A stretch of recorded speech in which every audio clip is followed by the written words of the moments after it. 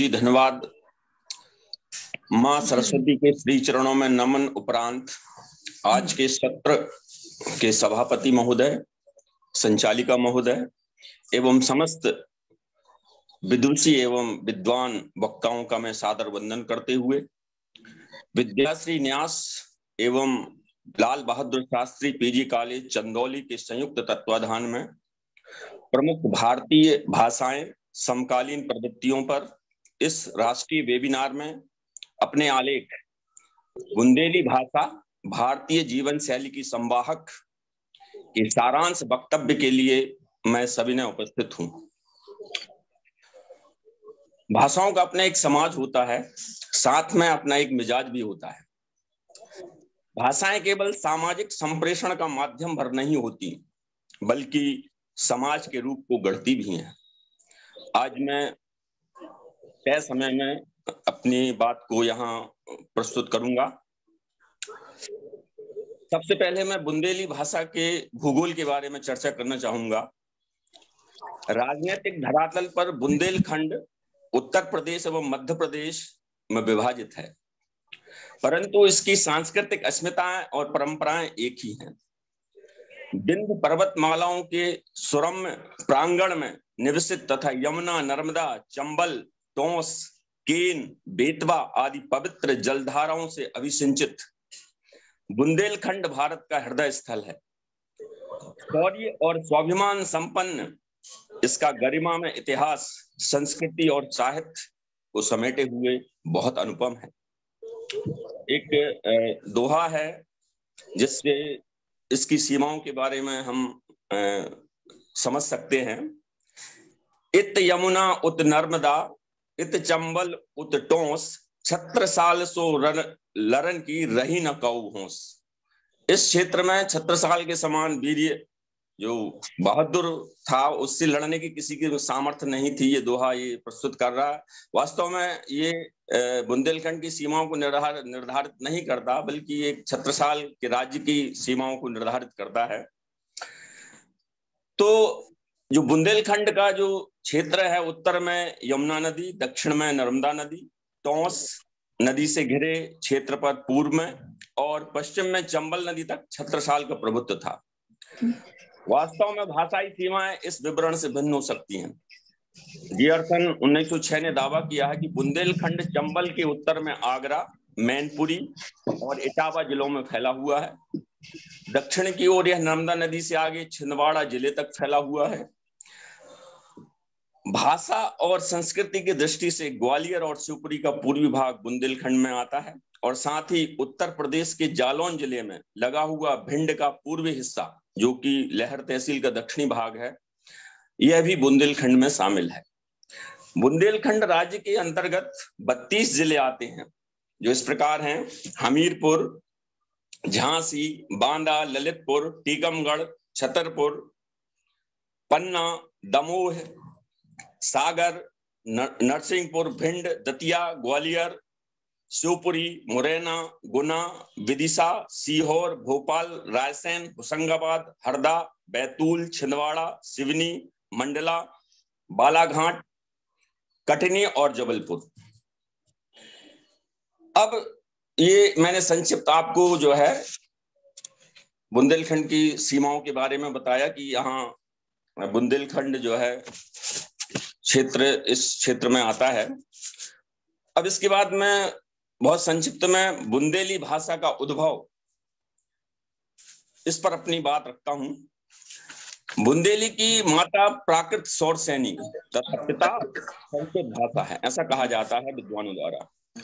दोनों भाषाओं में जन्मने के उपरांत भी बुंदेली भाषा की अपनी चाल, अपनी प्रकृति और अपना वाक्य विन्यास जो कि मौलिक है। कई विद्वानों ने बुंदेली भाषा के उद्भव में अनेक मत प्रस्तुत किए हैं।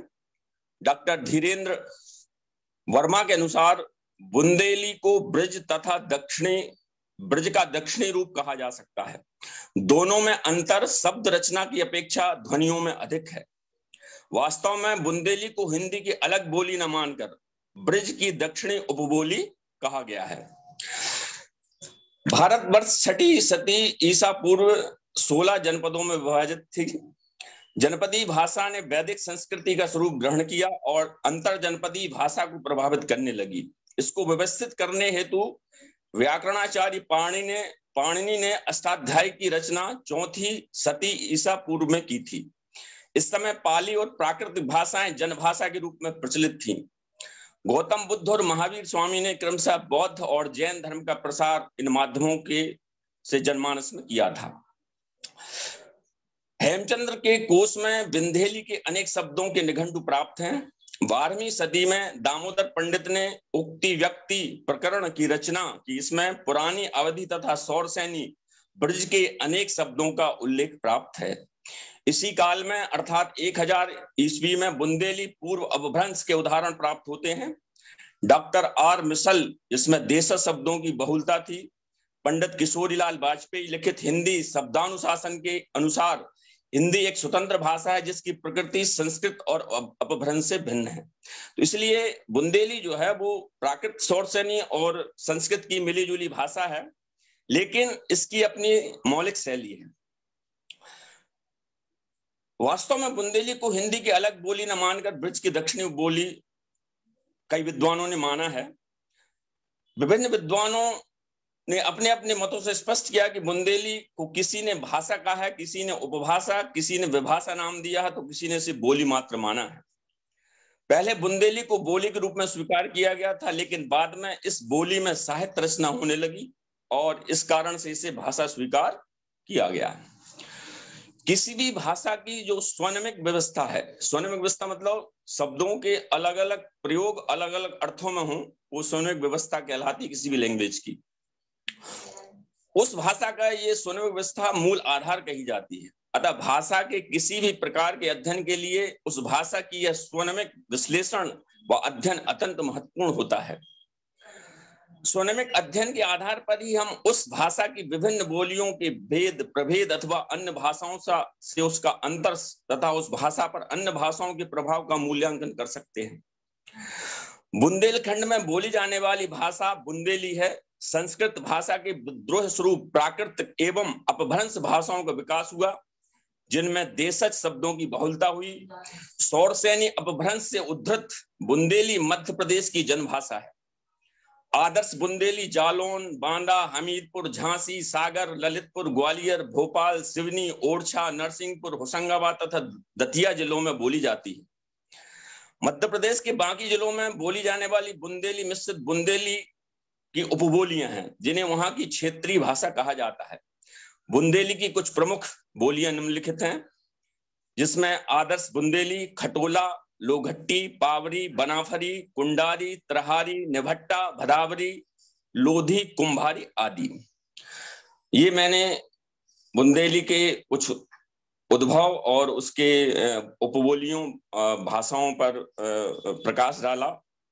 अब मैं बुंदेली व्याकरण के संबंध में संक्षिप्त चर्चा करना चाहूंगा। बुंदेली बोली मुख्यतः नागरी लिपि में लिखी जाती है, परंतु कुछ लोग इसे मुड़िया, महाजनी तथा कैथी लिपि में भी लिखते हैं। बुंदेली में साहित्य रचना बहुत कम हुई है, किंतु लोक साहित्य पर्याप्त मात्रा में रचा गया है। इस क्षेत्र के कवियों में मुख्य रूप से केशव, पद्माकर, ठाकुर, गोरेलाल आदि हैं, जिन्होंने ब्रजभाषा तथा अवधी बोली में भी रचनाएं की हैं। एनसाई, ईसरी, धर्मदास, लाल कवि, गंगाधर ने बुंदेली में रचनाएं लिखी हैं। लाल कवि की रचना छत्र प्रकाश बुंदेली में है। जगनिक ने अपनी प्रसिद्ध रचना आलाखंड बुंदेली में की जो बनाफरी बोली है उसमें लिखा है। बुंदेली भाषा का बुनियादी शब्द भंडार और व्याकरण अपने जन समाज की भाषा संबंधी हर आवश्यकता पूरी करने योग्य है। भाषा में प्रयत्न लाघव के नियम बुंदेली भाषा हिंदी से बहुत आगे निकल गई है। इसका संज्ञा, सर्वनाम, क्रियाओं आदि शब्द बहुत संक्षिप्त होते हैं, जबकि हिंदी में बहुत विस्तृत होते हैं और बहुत प्रकार होते हैं, लेकिन बुंदेली में बहुत संक्षिप्त होते हैं। स्वरों का इसमें भारी प्रयोग होता है। अधिकांश मूल शब्द 1-2 अक्षरों के ही रह गए हैं। 3 अक्षरों से अधिक वाले जो शब्द हैं वो केवल 7 हैं। 4 से ज्यादा तो बिरले ही होते हैं। इसके मुकाबले हिंदी के शब्द अधिकतर भारी भरकम होते हैं। क्रियाओं में जुड़ने वाले सब प्रत्ययों का हिंदी में अभाव है। हिंदी प्रत्यय संस्कृत से लेती है, जो बुंदेली से बिल्कुल नहीं मिलते हैं। बुंदेली संज्ञा शब्दों को भी का भी हिंदी से भिन्नता है। यह भिन्नता भाववाचक और व्यक्तिवाचक नामों में तो बहुत ही है। जातिवाचक नाम भी काफी भिन्न है। कारक के चिन्हों में केवल 4 चिन्ह समान है, शेष 10 भिन्न है। कारण संबंधी विकार भी हिंदी से भिन्न है। बुंदेली में 10 स्वर तथा 27 व्यंजन है। बुंदेली में जो हिंदी के रा, अम, ज्ञा, सा, स, छ, त्र, ज्ञाणा ये नहीं है, ये शब्द बुंदेली में नहीं बोले जाते हैं। बुंदेली में हिंदी की अपेक्षा स्वरों का उच्चारण अति दीर्घ रूप में किया जाता है।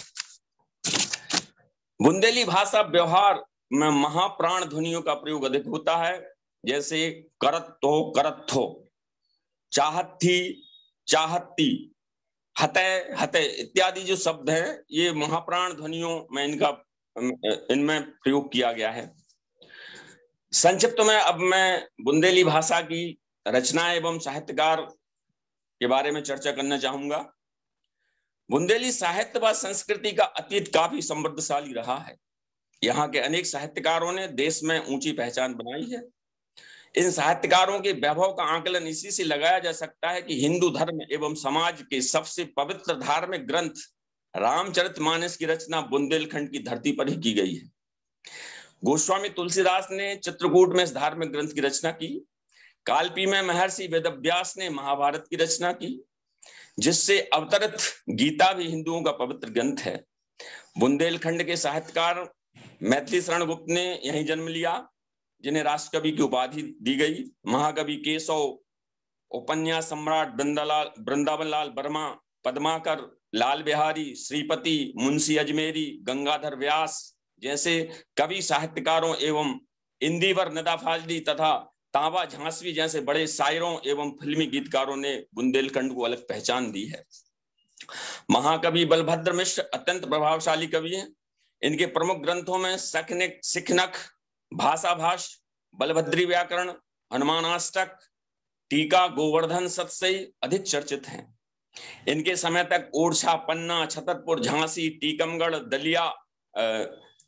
दतिया और सागर केंद्र के रूप में उभरकर सामने आने लगे। महाकवि केशव के पूर्व महाराज मधुकर शाह, पंडित हरिराम व्यास आदि कवियों ने बुंदेली काव्यधारा में महत्वपूर्ण योगदान किया है। लोक संस्कृति के चित्रकारों में श्रृंगार काव्य काल के अवसान पर ईश्वरी, ख्यालीराम और गंगाधर के नाम सामने आए, जिन्होंने फाग साहित्य को अत्यधिक समृद्ध बना दिया।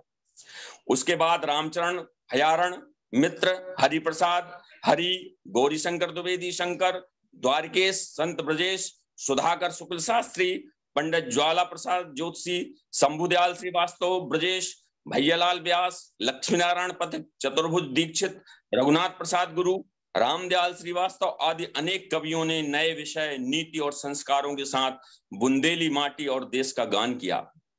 ये कवि देश की स्वतंत्र धारा से पूर्णतः सिक्त एवं अनुप्राणित रहे हैं। समृद्ध साहित्य किसी देश व समाज के सांस्कृतिक धरोहर होते हैं। बुंदेली भाषा साहित्य इसकी उत्कृष्ट भूमिका निभा रहा है। इसी प्रकार चाहे लोक प्रयोग की बात हो अथवा सहजता, सुगमता और प्रवाह की, बुंदेली भाषा की पहचान उल्लेखनीय है। आज इस अवसर पर आपने मुझे बोलने का अवसर प्रदान किया, इसके लिए मैं आपका हृदय से आभार व्यक्त करता हूं। नमस्कार।